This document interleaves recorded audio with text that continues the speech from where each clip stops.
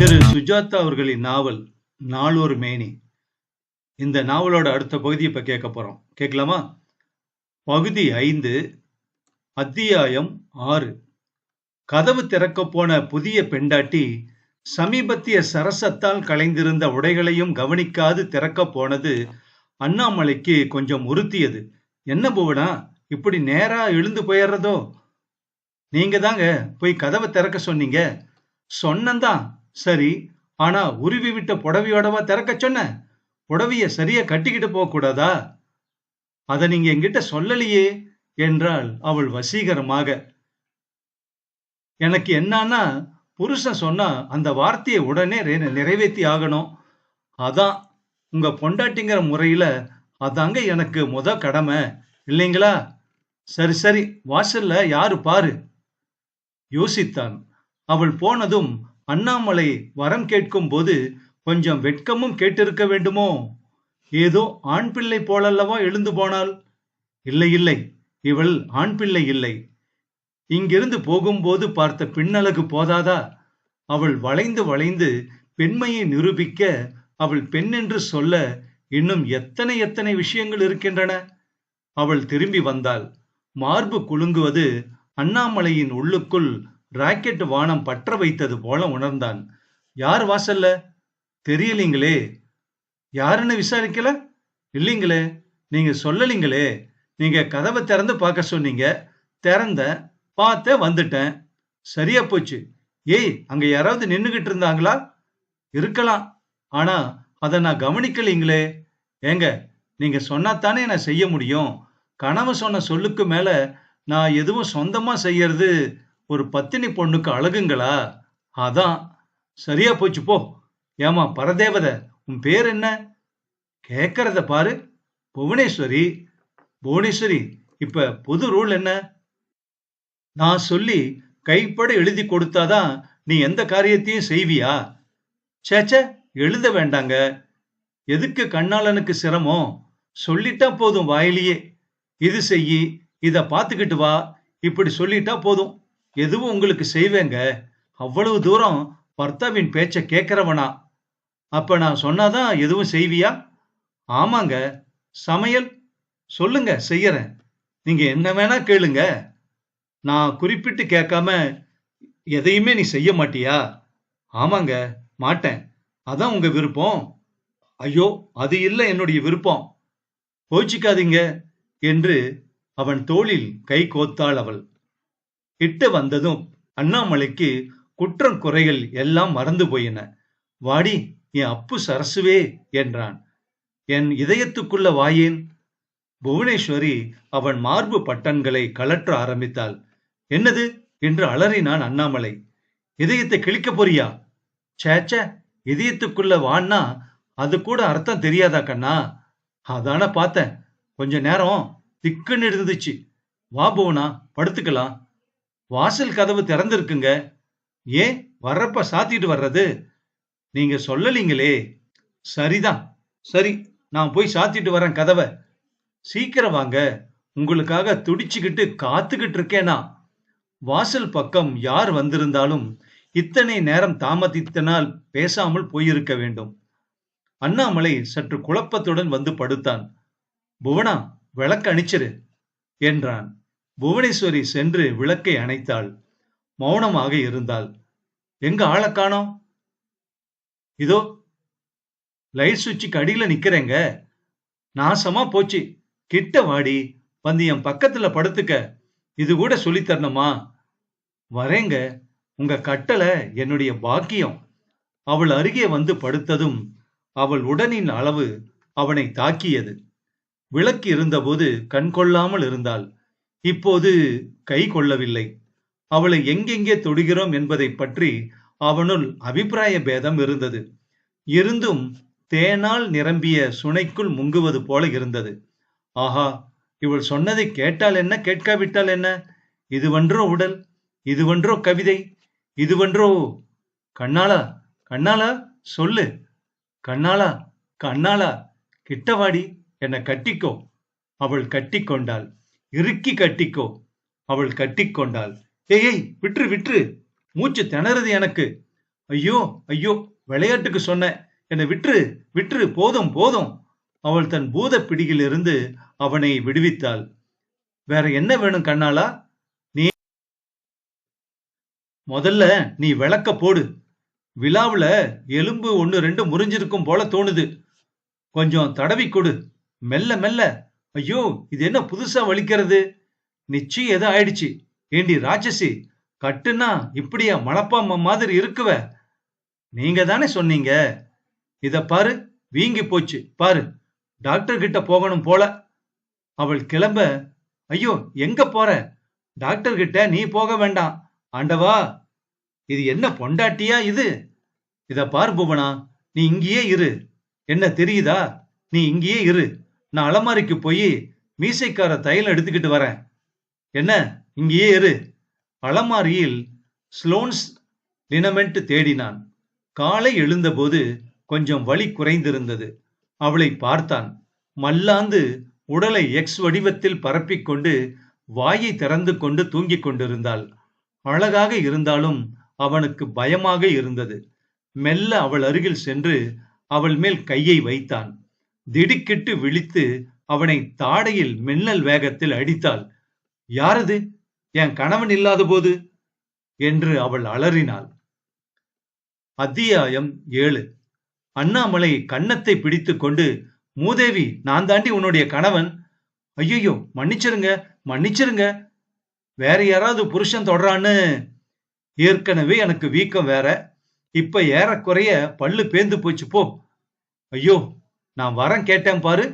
திருமேனி, நாளொரு மேனி, எங்கடா போயிட்ட? அவள் தலையை சொரிந்து கொண்டு நின்றாள். போ, போய் காஃபி போடு. இதோ போடுறேங்க. சமையலுக்கு காய்கறி வாங்கி வர அவளை அனுப்ப வேண்டி இருந்தது. எப்பவும் போல கீரை வாங்கி வந்துரு. அவரக்காய் கிடைச்சா வாங்கிட்டு வா. அப்புறம் இரு இரு, நானும் வரேன். 2 பேரும் சேர்ந்தாப்புல போலாம். தெருவில் அவளுடன் நடக்கும்போது அவளுடைய நிழல் பெரிதாக இருந்தது. போகிற வருகிறவர்கள் எல்லாம் திரும்பி பார்த்து கொண்டே சென்றார்கள். ஓர் ஆள் சுத்தமாக கம்பத்தில் மோதிக்கொண்டான். பஸ்ஸில் போய்க் கொண்டிருந்தவர்கள் ஜன்னல் வழியாக அவர்களை பார்த்தார்கள். ஒரு நிமிஷம் பஸ் கூட நின்றது போல தோன்றியது. 7C, ஏன் எல்லாம் உன்னைய பாக்குறாங்க? அதான் தெரியலீங்களே என்றாள். கொஞ்சம் அழகு ஜாஸ்தியோ என்று நினைத்தான். அவளை சற்று தூரத்தில் இருந்து பார்க்க வேண்டும் போல இருந்தது அவனுக்கு. கடையில் அவள் பேசிக் கொண்டிருக்கும் போது சற்று தூரம் நடந்து சென்று அவளை பார்த்தான். காலை வெயிலில் வின் என்றுதான் இருந்தாள். ஏதோ இங்கிலீஷ்காரிக்கு புடவை கட்டினார் போல சுற்றுப்புறத்துக்கு வினோதமாகத்தான் இருந்தாள். சாதுவாக நடந்து சென்ற தாத்தா கூட கண்ணாடியை சரி பண்ணி கொண்டு அவளை திரும்பி பார்த்து விட்டுத்தான் சென்றார். தன்னை உலகமே கவனிப்பதை பற்றி எதுவும் அக்கறை இல்லாமல் கீரையை வாங்கி பைக்குள் திணித்துக் கொண்டிருந்தாள். என்ன வாத்தியாரே பாக்கற என்று ஒருவன் பீடி கடித்துக் கொண்டே அண்ணாமலையை நெருங்கினான். என்ன கட்டையா இது? ஹேமாமலினி தோத்தா போ. அடிச்சா 2 ஆளு பண்ணலாம் போல இல்ல? அண்ணாமலை அவனை முறைத்து பார்த்துவிட்டு அவள் அருகில் போய் சேர்ந்து கொண்டான். புவனா, வா போயிரலாம். இருங்க, இன்னும் மட்டன் வாங்கணும். நீங்க வேண்டாம், வாங்கினது போதும், சீக்கிரம் வா. ஏங்க, உங்களுக்கு ஆபீஸ் நேரம் ஆயிடுச்சா? எல்லாம் அப்புறம் சொல்றேன், வீட்டுக்கு வா. யோ, ஒரு சைக்கிள் ரிக்ஷா, வா போலாம். சைக்கிள் ரிக்ஷாவில் 2 பேரும் உட்கார முடியவில்லை. அவள் உட்கார முழுவதும் சீட் அடைத்துக் கொண்டு விட்டது. பின்னால் ஓட்டமும் நடையுமாக சென்றான் அண்ணாமலை. இத பாரு புவனா, இனிமே நீ வீட்டை விட்டு ஒரு அடி வெளியே வரக்கூடாது. சரிங்க, உள்ள வா. நீ உள்ளேயே இரு. என்ன, வெளியே போகணும்னா இருட்டுனதும் போய்க்கலாம். என்ன, சரியா? சரிங்க. வீட்டுக்குள் வந்ததும் அண்ணாமலை கேலண்டரை பார்த்தான். தேதி 19. இன்னும் 2 மாதம் 29 நாள் இருக்கிறது. நாளொரு மேனி திரும்பி வர. எதிரே நின்று கொண்டிருந்தவளை அண்ணாமலை பார்த்தான். வரம் கேட்டபடிதான் வந்திருக்கிறாள். வாட்ட சாட்டம்தான், அழகிதான், ரூபவதிதான். நான் என்ன சொன்னாலும் கேட்கக்கூடியவள்தான், கவர்ச்சி மிகுந்தவள்தான். இத்தனை குணாதிசயங்கள் இருந்தும் என்னவோ குறை இருக்கிறதே. என்னது? என்னவோ கேட்க மறந்துவிட்டேன். அது என்ன என்று அண்ணாமலைக்கு பிடிபடவில்லை. எதற்கும் பார்க்கலாம். இன்னும் நாட்கள் இருக்கின்றனவே. மூன்றாவது வரத்தை கேட்கலாம்.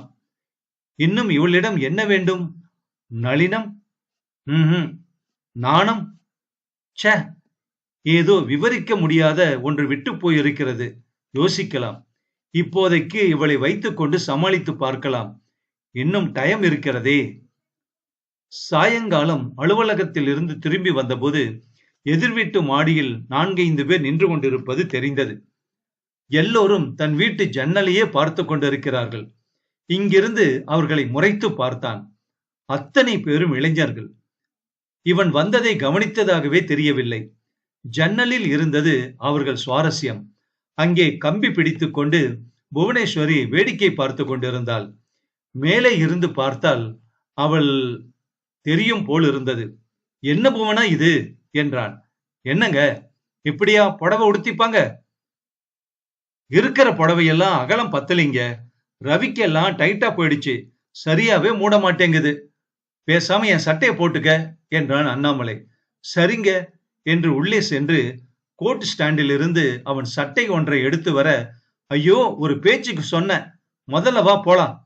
புதுசா பெருசா உடம்ப மறைக்கிற மாதிரி 4 ரவிக்க தைச்சிக்க. என்ன? சரிங்க. அப்புறங்க, எதிர்த்த வீட்டுல இருந்து ஒரு பையன் வந்துச்சுங்க. அத பார்த்துட்டு போச்சுங்க. என்னது? என்னமோ கடிதாசி. உங்களுக்கு தானாக்கம்னுட்டு பத்திரமா வச்சிருக்கேன். அண்ணாமலை அதை வாங்கி பிரித்து பார்த்தான். அன்பே, உன்னை நான் இன்று காலை பார்த்ததில் இருந்து அந்த கணத்தில் இருந்தே மனதை பறிகொடுத்து விட்டேன். உன் அழகில் கிறங்கி போய்விட்டேன். நீ என்று சொல். ஒரு வார்த்தை சொல்லு போதும். உடனே உலகத்தையே உன் முன் கொண்டு வந்து நிறுத்துகிறேன். இப்படிக்கு பாச்சா. 7/12 3ஆம் அறை. யாருங்க? உங்களுக்கு சிநேகிதங்களா? உங்களை அப்படி விவரிச்சு எழுதியிருக்கான்? அசட்டு பொண்ணே, அவன் உனக்கு எழுதியிருக்கான். இதுக்கு என்னங்க அர்த்தம்? முதல்ல வீட்டை மாத்தணும்னு அர்த்தம். சரிங்க, எப்ப மாத்தலாம்? முதல்ல வேறு வீடு பார்க்கலாம். அப்புறம் இது என்ன? இன்னொரு கடிதாசிங்க. பக்கத்து வீட்டு பையன் மத்தியானம் கொண்டாந்து கொடுத்தான். இதையும் உங்களுக்கு தானே பிரிக்காம வச்சிருக்கேன். அண்ணாமலைக்கு வந்த ஆத்திரத்தில் சுவற்றில் தலையை மோதிக்கொள்ளலாம் போல் இருந்தது. ஜன்னல் வழியாக பார்த்தான். எதிர்வீட்டு மாடியில் இன்னும் நடமாட்டம் இருந்தது. பல இளைஞர்கள் தென்பட்டனர். அண்ணாமலை தீர்மானித்து, புவனா, கொஞ்சம் இரு, அவங்கள போய் விசாரிச்சுட்டு வந்துடுறேன் என்றார். சட்டையை மாற்றிக்கொண்டு செருப்பை மாட்டிக்கொண்டு அலமாரியில் தேடி காய்கறி நறுக்கும் கத்தி ஒன்று எடுத்துக்கொண்டு மெல்ல வாசலுக்கு வந்தான். அவர்களை ஒரு முறை பார்த்தான். எதிர்வீட்டு மாடிப்படிகளில் ஏறிச் சென்றான். அத்தியாயம் 8. எதிர்வீட்டு மாடி வராந்தாவுக்கு சென்ற அண்ணாமலை தங்கள் வீட்டுக்கு வருகிறான் என்று யாரும் கவனித்ததாக தெரியவில்லை. அவர்கள் கவனம் முழுவதும் ஜன்னல் மேல்தான் இருந்தது. அண்ணாமலை ஆக்ரோஷத்துடன் ஏய் என்று அழைத்தான். கீழே பார்த்து கொண்டிருந்தவர்களில் ஒருவன் திரும்பாமல், வாங்க, நீங்களும் வந்து பாருங்க, கண்கொள்ளா காட்சி என்றான். அண்ணாமலை இங்கிருந்து பார்த்தபோது புவனேஸ்வரி புடவையை மாற்றிக்கொண்டிருப்பது தெளிவாக தெரிந்தது. புவனேஸ்வரி புடவை மாற்றிக்கொண்டிருப்பதை பார்த்தவர்களில் ஒருவன் எச்சில் விழுங்கினான்.